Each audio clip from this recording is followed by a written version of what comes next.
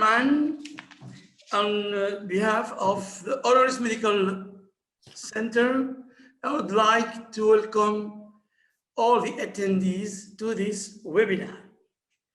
My talk, as you told everybody, is about online simulation to no student during the COVID pandemic. Our medical school, our medical simulation center started on November 2018.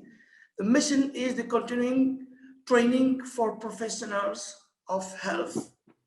With COVID, we have to change. We changed our strategy, and we hope to have a better KPIs than on this picture. Anyway, our students preferred face-to-face simulation because it's more immersive according to them. However, we have to stop government decision on March 2020. Faced with this situation, how to deal to maintain students' satisfaction and recommendation. According to the decision, the resolution of the International Nordic Association for Clinical Simulation and Learning and Society for Simulation in Healthcare, we have to replace clinical hours usually completed in healthcare setting with that of virtual simulation. According, this decision was the results of the two systematic reviews of the slide. On the other hand, after March, we have to stop. And on July, we organized a webinar with our colleagues from Tunis, from Monastir, and from Montreal. And the conclusion was we have to switch to virtual reality, augmented reality, or mixed reality.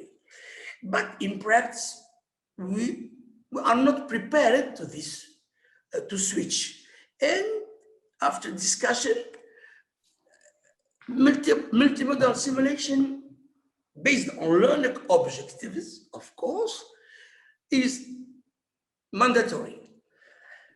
They have to take into account realism. Realism should improve engagement and adhesion of learners. Of course, we have to take into account deliberate practice and, of course, a good debriefing. Good simulation is equal to good debriefing.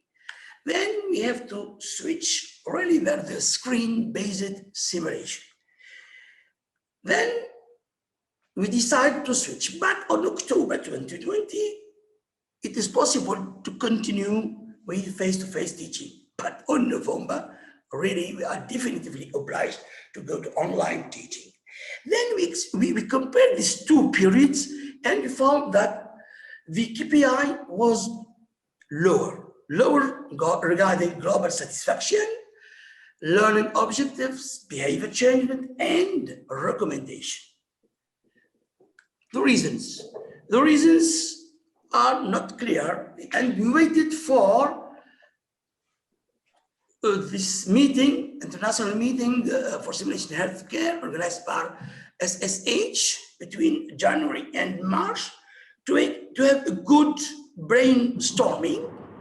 And finally, afterwards, we decided to change our strategy.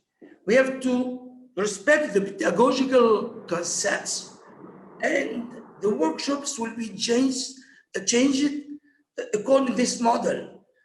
The facilitator will start with clarification by a video demonstration shot in the medical school, medical simulation center.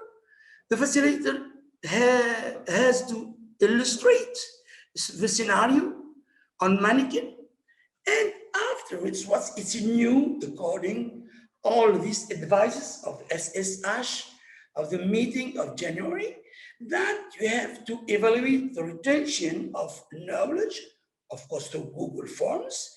The facility will have to wait the answers of all people, and afterwards, the facilitator should do the corrections.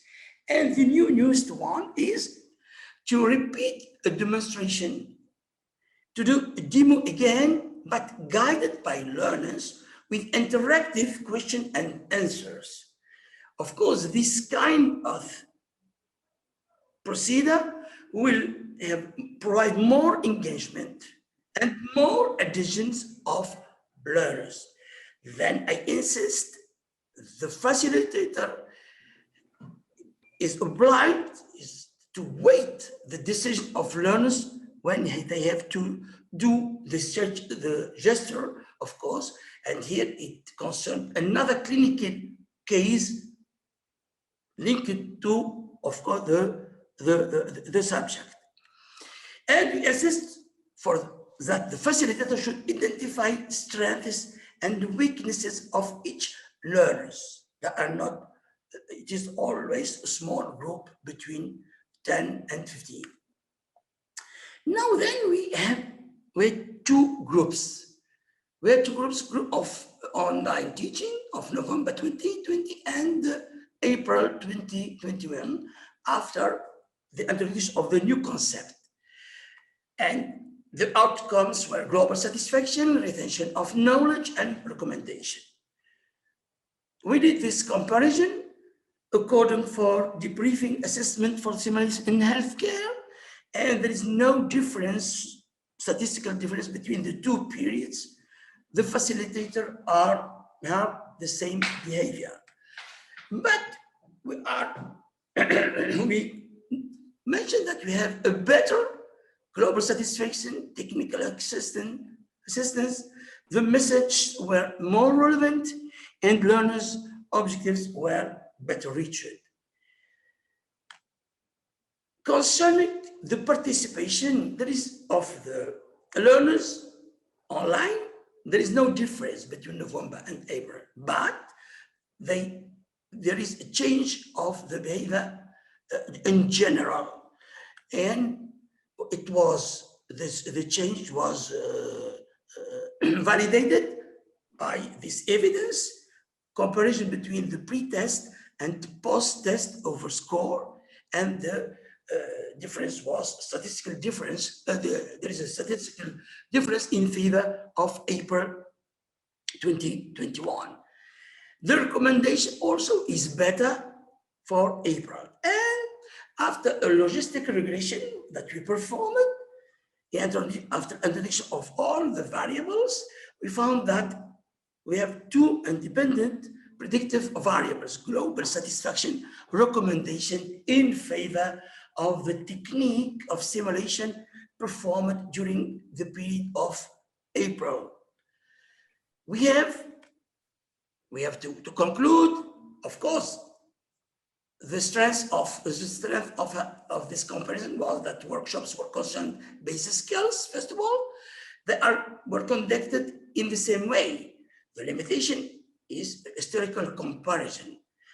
We have to improve the quality of this demo guided by learners, and this technique should be supported by more better technique tools and essentially validated by prospective studies. Here is my first conclusion, where we haven't enough high technical, digital technical to do. Now, the other perspective, when we asked PubMed, we found that we introduced online simulation, and the second keywords, COVID-19. We found one systematic review published in 2021, which explained the situation and the impact of COVID pandemic on medical education and what to propose in the future. I agree with all this conclusion. Of course, here, this systematic review aimed to evaluate, I said, the impact of pandemic on medical education. They found 1,408 references, and they extracted 60 articles according to the criteria of inclusion. We found that online courses is the most frequent technique performed online.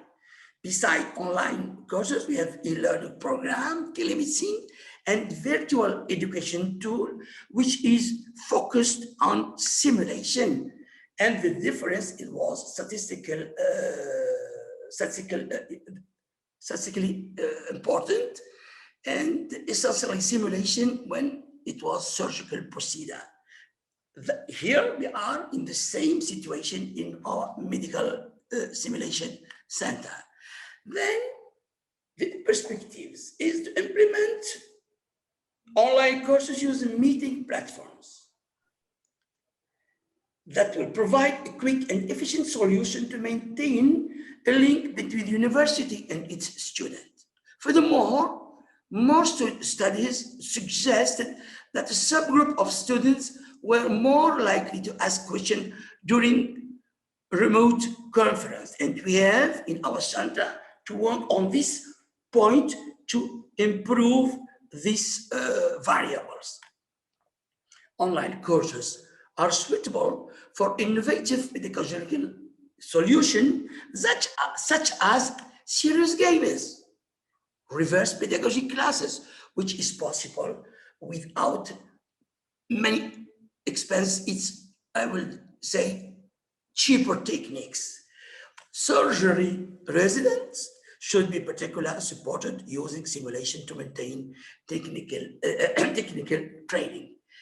And of course, we should have good practice with remote medical education, with rigorous methodological evaluation is important.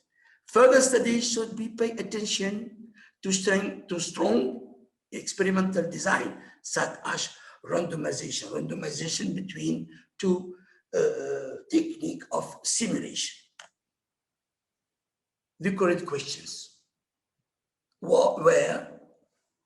are to quantify delay in skill acquisition, to quantify the long-term impact of medical education, and we need to have a new systematic review, including a large number of studies with sound methodology. And thank you for your attention.